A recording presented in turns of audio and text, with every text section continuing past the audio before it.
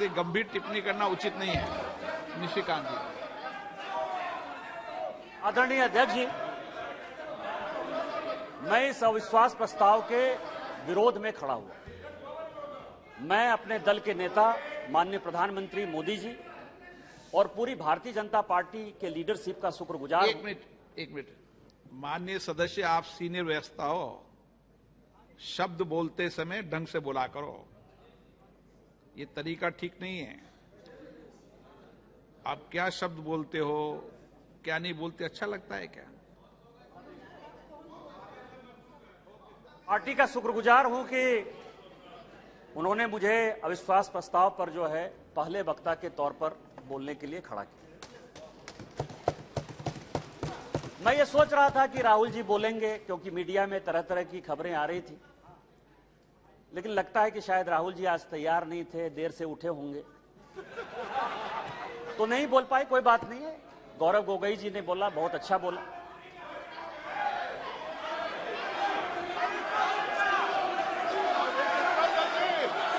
Speaker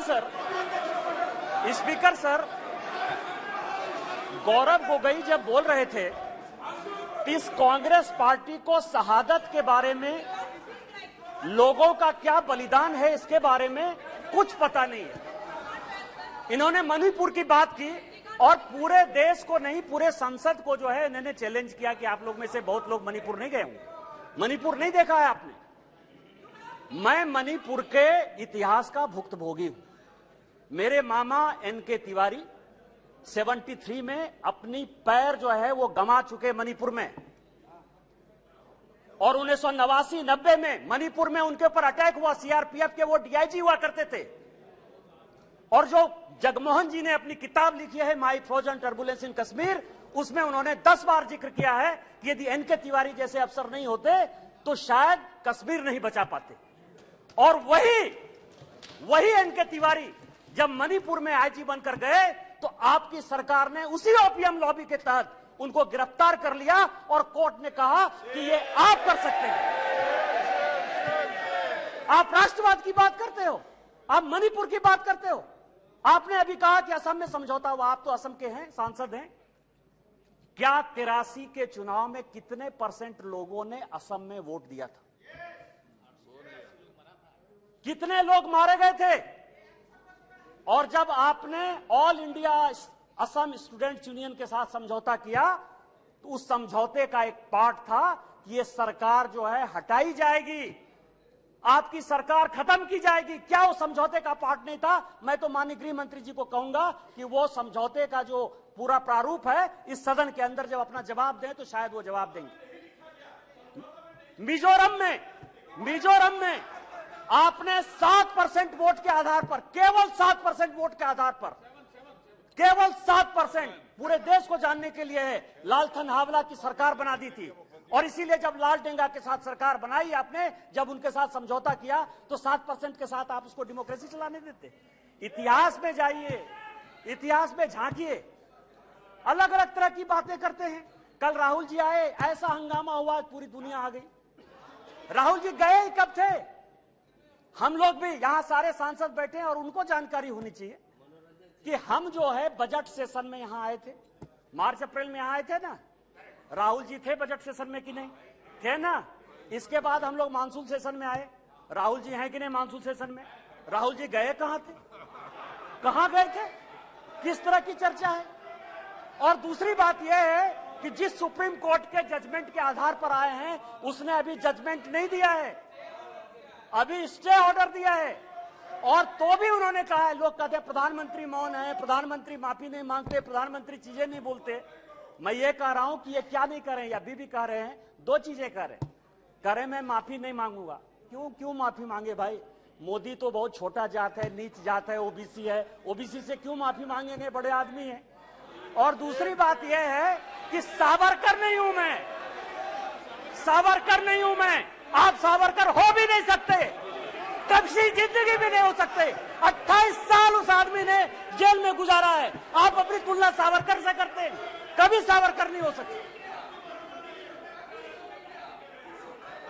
ये जो सवाल है सर, ये INDIA की बात करते हैं। मुझे तो मैं सोनिया जी का बहुत सम्मान करता हूं। और ये जो INDIA बना है सर, ये INDIA, यहां जितने लोग सांसद बैठे हैं ना, उनको रैंडम यदि आप पूछ लीजिए अपोजिशन वाले से कि INDIA का क्या फुल फॉर्म है, शायद कुछ ही लोग होंगे जो बता पाएंगे। और ये इंडिया इंडिया बात कर रहे हैं सर। मैं तो इस मणिपुर का जो है शुक्रगुजार हूं, मणिपुर का शुक्रगुजार हूं, जिसको अभी आपने डांटा सर, दानिश अली को, जिसको आपने डांटा, भारत माता की जय कहने पर भी उसको लगता है कि ये बीजेपी का नारा है। लेकिन मैं मणिपुर का शुक्रगुजार हूं कि जितना इंडिया इंडिया जो है आजादी के बाद से कांग्रेस ने नहीं किया होगा, 1947 के बाद से उतनी बार इंडिया इंडिया का यहां नारा लगा सर। मैं आपका शुक्रगुजार हूं।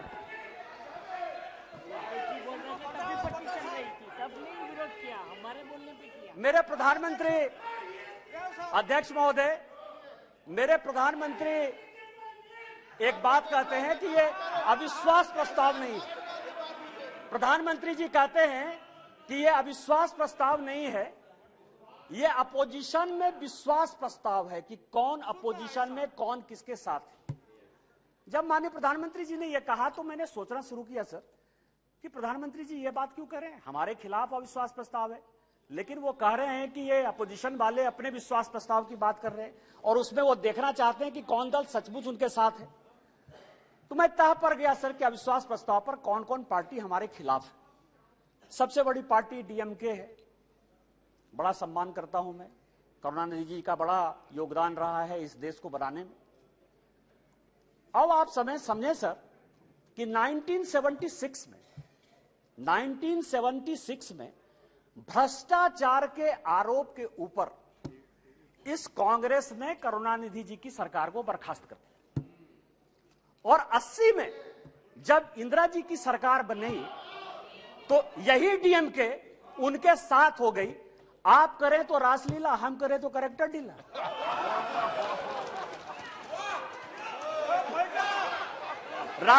राजीव गांधी का मर्डर हुआ सर, राजीव गांधी का मर्डर हुआ, 2 कमीशन बना, वर्मा कमीशन बना और जैन कमीशन बना, और जैन कमीशन ने कहा कि लिट्टे को सहयोग करुणानिधि जी की पार्टी DMK देती थी। क्या जैन कमीशन गलत था? क्योंकि उस कमीशन को आपने उसके बाद भी आपके साथ है। मैं तो बहुत सम्मान करता हूं। आप ये बताएं कि आप भ्रष्टाचार की बात करते हो, आप ED CBI इनकम टैक्स की बात करते हो, इसी सदन के बड़े इंपॉर्टेंट सदस्य हैं, मैं सम्मान करता हूं, मेरे दोस्त हैं, राजा साहब, कनी जी बैठी हुई हैं, दयानिधि मारन जिनका विभाग बदल गया। हमने आपके ऊपर 2G का केस लगाया, हमने बंद किया। उस गरीब महिला को सर, बेचारी महिला को इन लोगों ने जेल में डाला। आप हमारे खिलाफ हो। हमने क्या किया? हमने क्या किया? हमने आपका विभाग नहीं बदला, हमने आपका विभाग नहीं बदला। आप अपोजिशन का लेके आए हो, आप अपने पोजीशन पार्टी की बात कर रहे हो।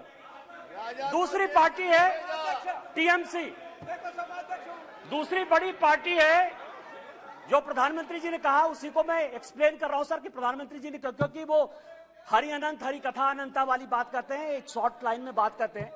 दूसरी पार्टी है सर TMC। माननीय राजनाथ जी संजोग से बैठे हुए हैं। सिंगूर का बड़ा आंदोलन हुआ, भारतीय जनता पार्टी की सहयोगी थी, हमने साथ दिया TMC का। माननीय राजनाथ सिंह जी पार्टी के अध्यक्ष होते हुए ममता बनर्जी के रैली में शामिल हुए, हमने आंदोलन को साथ दिया। यदि आज आप बंगाल में सरकार बनाए, उसमें हमारा भी कोई योगदान है, लेकिन आपको करप्ट किसने बनाया? नारदा का केस हमने आपके ऊपर नहीं किया, शारदा का केस हमने आपके ऊपर नहीं किया, इस कांग्रेस ने किया। आपका विरोध उस कांग्रेस से होना चाहिए कि हमसे होना चाहिए? तीसरी पार्टी है लालू प्रसाद जी की RJD, ललन सिंह जी यहां बैठे हुए, हमने उनको जेल नहीं भेजा सर। मैं केवल यह कह रहा हूं किस तरह की ये अपोजिशन की यूनिटी है। एक जो गाना है ना सर, ये कैसा सुर मंदिर है जिसमें संगीत नहीं, गीत लिख दी दीवारों पर, गाने की सुर नहीं, गाने की रीत नहीं। मतलब आप ये समझे सर कि ये आंख का अंधा नाम नयन सुख, सब एक दूसरे से लड़ रहे हैं, लेकिन नाम क्या रखा है? इंडिया। लालू प्रसाद जी हैं सर। लालू प्रसाद जी को ललन जी ज्यादा बताएंगे बोलते हुए, यदि इस हाउस में सही सही बोलेंगे तो, यदि सच बोले तो आज जो लालू प्रसाद जी के बेटे को जो है उन्होंने, जिसने मुख्यमंत्री उप मुख्यमंत्री बनाया है, वही उसके जो है विरोध में खड़े थे सर। और यहां की कांग्रेस सरकार थी 95 में जिसने कि लालू जी को अंदर कर दिया। हमसे किस बात का विरोध? विरोध तो आपको कांग्रेस से होना चाहिए ना। ये ललन जी पिटिशनर थे, यही तो मैं कह रहा हूं सर।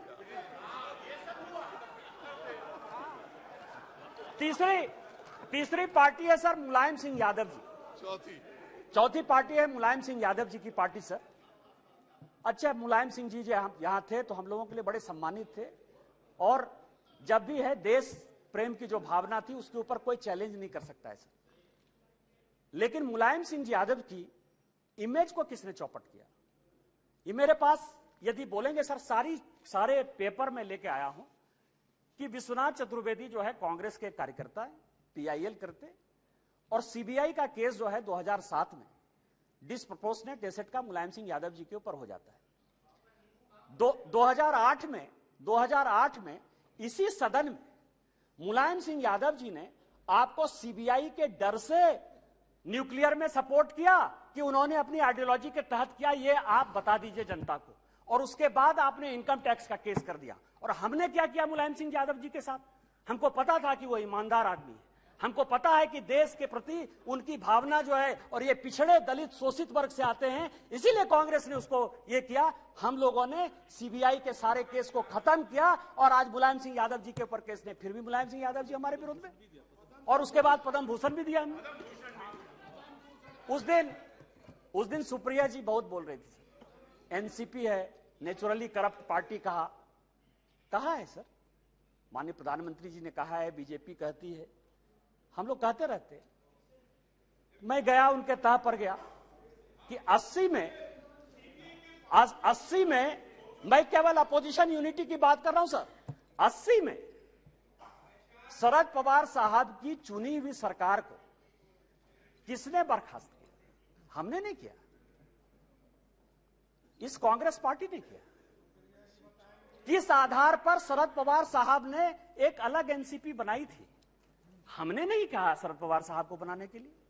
किस आधार पर जब हम पहली बार यहां जीत कर आए तो रोज जो है इसी तरह की महंगाई की बात होती थी, एक एक्सचेंज की बात, कमोडिटी एक्सचेंज की बात होती थी, रोज पवार साहब के ऊपर आरोप लगते थे, हमने नहीं लगाया। और फाइनली पवार साहब जैसे सीनियर आदमी को कंज्यूमर अफेयर्स मिनिस्ट्री छोड़ना पड़ा। और उसके बाद मैं कागज देख रहा था सर, 2012 और 13 में जिसके लिए कहा कि 70,000 करोड़, जिसके लिए कि काफी पहले तो अब धीरे से बोलती थी, हंस के बोलती थी तो अच्छा बोलती थी, अभी थोड़ा जोर जोर से बोलती है। अब आप समझिए कि व्हाइट पेपर इसी कांग्रेस के चीफ मिनिस्टर पृथ्वीराज चौहान ने किया। छगन भुजबल जी के ऊपर महाराष्ट्र सदन का केस इसी पृथ्वीराज चौहान ने किया, उन्हीं के एसीबी ने किया। 70,000 करोड़ के इरिगेशन स्कैम का भी केस इसी कांग्रेस ने किया। हमने क्या किया आपके साथ? हमसे क्यों, किस बात की लड़ाई है? हमने आपके साथ क्या किया? आपको तो इस कांग्रेस को देखना चाहिए था। इसके बाद एक पार्टी है सर, फारूक अब्दुल्ला साहब, बड़े सीनियर हैं यहां। 1953 में, याद करिएगा सर, 1953 में शेख अब्दुल्ला साहब को जेल में इसी कांग्रेस पार्टी ने बंद किया। 1975 तक 22 साल वो आदमी जेल में रहा इस कांग्रेस पार्टी के कारण। और उसके बाद समझौता किया, शेख इंदिरा समझौता 1975 में। इनका विरोध उसके साथ होना चाहिए कि हमारे साथ होना चाहिए? यहां ओवैसी साहब बैठे हैं, उस दिन पूछ रहे थे कि मैं इधर रहूं कि उधर रहूं। आप तो मुसलमानों की बात करते हैं, सच्चर कमेटी की रिपोर्ट इसी मनमोहन सिंह जी की सरकार ने लाया। उसने कहा कि पूरे देश में मुसलमानों की हालत खराब है। आपको विरोध इस कांग्रेस से होना चाहिए, हमारे साथ प्यार होना चाहिए कि आप उसके साथ अविश्वास प्रस्ताव पे खड़े हो। और बचे जेडीयू सर, जेडीयू। और मैं बड़ी गंभीरता के साथ एक बात आपको कहना चाहता हूं कि 2005 में जब जेडीयू की सरकार नहीं बनी और रामविलास पासवान जी की आवश्यकता पड़ गई, तो वो मीटिंग 2 जगह पर हुई सर। एक पत्रकार के घर पर हुई जिसका नाम मैं नहीं बोलना चाहता, और दूसरी मीटिंग रामविलास पासवान जी, नीतीश जी की मेरे घर पर हुई सर। और उस वक्त का मैं एक चीज और खुलासा कर देना चाहता हूं कि जेडीयू को जेडीयू को यदि सबसे ज्यादा किसी ने फंड करवाया होगा तो यदि 2, 4, 5 आदमी होंगे तो उसमें एक नाम निशिकांत दुबे का भी है। आप मेरा विरोध कर रहे हैं, मेरा है, मैं on the floor of the house कर रहा हूं, बड़ी गंभीरता के साथ कर रहा हूं। आप उसकी बात कर रहे हैं, आप पूछ लीजिएगा अपने मुख्यमंत्री से। लेकिन यह अविश्वास प्रस्ताव आया सर, लेकिन यह अविश्वास प्रस्ताव आया। अविश्वास प्रस्ताव किस लिए आया? यहां सोनिया जी बैठी हुई हैं, सोनिया जी का मैं बड़ा सम्मान करता हूं सर। सोनिया जी, मुझे जो लगता है कि उनके पार्टी की उनकी दो मनस्थिति है। वो एक हिंदू सभ्यता संस्कृति में बिलीव कर रही हैं, इसीलिए अलौकिका पंडिता की तरह जो पूरा किताब में लिखा हुआ है कि क्या क्या करना चाहिए एक भारतीय नारी को, उसका पूरा का पूरा पिक्चर सोनिया जी देती है। उनको दो काम करना है, बेटे को सेट करना है और दामाद को भेंट करना है।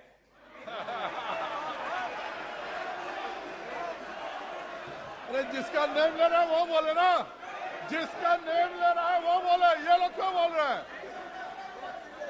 अध्यक्ष जी, जिसका नाम लिया जा रहा है वो सदन में मौजूद है, वो ऑब्जेक्शन नहीं कर रही है।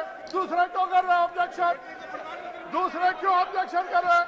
वो खुद सदन में मौजूद है, उनको कोई ऐतराज नहीं है। दूसरे ऐतराज करने वाले कौन होते हैं? जब ऑलरेडी सदन में लोकसभा की माननीय सांसद मौजूद है और वो ऐतराज नहीं करेंगे तो दूसरे ऐतराज करने वाले कौन होते हैं? अब आप समझिए सर, मैंने दोनों बातें कही कि बेटे को सेट करना है और दामाद को भेंट करना है। मैं अपने बात पर कायम हूं सर। आप ये समझे सर, ये केस है सर, इनकम टैक्स का केस चल रहा है। नेशनल हेराल्ड का इनकम टैक्स का एक केस चल रहा है ट्रिब्यूनल में। मैं जो भी पेपर कहेगी कांग्रेस, मैं on the floor of the house जो है इसको रखने को तैयार हूं। और यदि इसमें एक भी बात गलत होगी तो मुझे आप सदस्यता से उसी दिन निकाल दीजिएगा सर। लेकिन कांग्रेस पार्टी को सुनना चाहिए सर। इनकम टैक्स अथॉरिटी ने कहा कि ये फाउंडेशन के जितने इनके केस है, नेशनल हेराल्ड के जितने केस हैं, उसकी असेसमेंट करें। हाई कोर्ट का आदेश सर, हाई कोर्ट का आदेश आ गया, हाई कोर्ट का आदेश आ गया कि इसको जो है सेंट्रलाइज करना। ये हाई कोर्ट का आदेश है सर। अभी ये सुप्रीम कोर्ट चले गए। अब आप समझिए कि इनकम टैक्स से बचने के लिए 1 लाख रुपया देके कोई 5,000 करोड़ की कंपनी ले सकता है। ये मैडम सोनिया जी और राहुल जी बता सकते हैं सर, कोई दूसरा नहीं बता सकता। और ये कह रहे हैं कि केवल हमारे ऊपर ये चीजें होती है। यहां जीएम सिद्धेश्वर बैठे हुए सर, हमारे पार्टी के सांसद हैं जीएम सिद्धेश्वर। अब भी 80 करोड़ रुपया उन्होंने इनकम टैक्स में भरा है सर। यदि मोदी जी आपको चोर कहने की बात करते हैं तो अपने पार्टी के भी लोग जो दोषी हैं उनको भी 80 करोड़ रुपया दिया। मैं ऑन रिकॉर्ड कर रहा हूं सर, जीएम सिद्धेश्वर को 80 करोड़ देना पड़ा। बीजेपी के 4 बार के सांसद हैं और आप इनकम टैक्स के लिए बचाव करने के लिए सुप्रीम कोर्ट जाने की बात करते हो। ईडी की रेड होती है सर। और मैं आपको बताऊं कि एक भाग गया है, भंडारी है, मैं उसका पूरा नाम नहीं लूंगा क्योंकि भंडारी कोई भी हो सकता है सर। किसी भी दिन वो यूके से लौट कर आ जाएगा। मैंने इसी हाउस में कहा था कि किसी आदमी का जो है, दामाद जी का जो है मकान है लंदन में, ये कोर्ट का ऑर्डर है सर। एक आदमी जो भागा उसका नाम है सीसी थम्पी। कोर्ट के आदेश के बाद उसका बेल हुआ। इस कोर्ट का ऑर्डर है सर। उस कोर्ट के ऑर्डर में सीसी थम्पी ने ये एक्सेप्ट किया कि उसने जो दामाद जी हैं, दामाद जी के नाम पर कौन दामाद, कोई भी दामाद हो सकता है। इनको दामाद जी से क्या प्रॉब्लम है सर? मेरा भी दामाद हो सकता है। 12 ब्रांसन स्क्वायर थम्पी ने, जिसको थम्पी ने, कोर्ट ने आदेश दिया कि जब जरूरत होगी तुम आ जाना। आप समझिए कि वो भाग गया। उसने कहा कि 12 ब्रांसन स्क्वायर जो है हमारा है। उसी तरह से संजय भंडारी का जो आने वाला है सर, यूके कोर्ट ने जो आदेश किया है उसमें यह बात कहा है कि दामाद जी का वो मकान है। आप क्यों भाग रहे हो? तो जो मैंने आपको कहा कि ये जो अविश्वास प्रस्ताव है सर, ये अविश्वास प्रस्ताव का जो मूल मंत्र है कि बेटे को जो है सेट करना है और दामाद को भेंट करना है। कल जो है सर, कल मेरी बात पर जो है बड़ा हंगामा हुआ। न्यूज क्लिक के ऊपर बड़ा हंगामा हुआ। आज प्रेस कॉन्फ्रेंस हुआ सर। प्रेस कॉन्फ्रेंस में मैं एक बताऊं, यदि न्यूज क्लिक का नाम यदि डिलीट या रेस्टोर हो गया, कांग्रेस को क्या समस्या है सर? न्यूज क्लिक आपका कौन लगता है? पुरकास्ट का नाम यदि रेस्टोर हो गया, पुरकास्ट आपका क्या लगता है? रोहिणी सिंह, अभिसार शर्मा या कोई भी मान लीजिए ठाकुर रंजन प्रागता, यदि उसका डिलीट हो गया नाम या एक्सपंज से फिर बाहर आ गया, आपको क्या परेशानी है? आपका कोई मतलब नहीं है। और मैं ऑन रिकॉर्ड एक और रिविलेशन करना चाहता हूं सर, कि सीपीएम के जो जनरल सेक्रेटरी, पूर्व जनरल सेक्रेटरी थे प्रकाश कारात साहब, उनका पूरा का पूरा मेल मैं ऑन रिकॉर्ड आपको लाना चाहता हूं कि जो वो नेवेली राय सिंघम था उसके साथ उनके हजारों मेल हैं। और जब आप कहेंगे मैं ऑन रिकॉर्ड उसको पेश कर दूंगा सर कि सीपीएम किस तरह से देशद्रोही पार्टी के साथ है। हम तो आइडियोलॉजी में मानने वाले हैं। यदि हमने सीपीएम के साथ लड़ाई की आइडियोलॉजिकल, तो आज तक हमने सीपीएम के साथ समझौता नहीं किया। आज तक हमने समझौता नहीं किया। यदि हमने कहा कि कोई मुस्लिम लीग जिसने कि भारत विभाजन किया, आज तक वोट बैंक की राजनीति के बाद हमने मुस्लिम लीग के साथ नहीं लिया। लेकिन आपको जिस कांग्रेस पार्टी ने रोज रोज जलील किया, उसके साथ आप किस आधार पर जो है शासन में हो? मैं आपको बताऊं, मैं आपको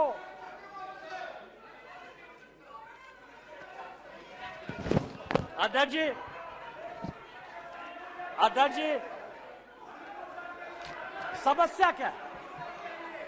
समस्या क्या है कि हमने जो है एक क्विट इंडिया मूवमेंट जो है स्टार्ट किया है।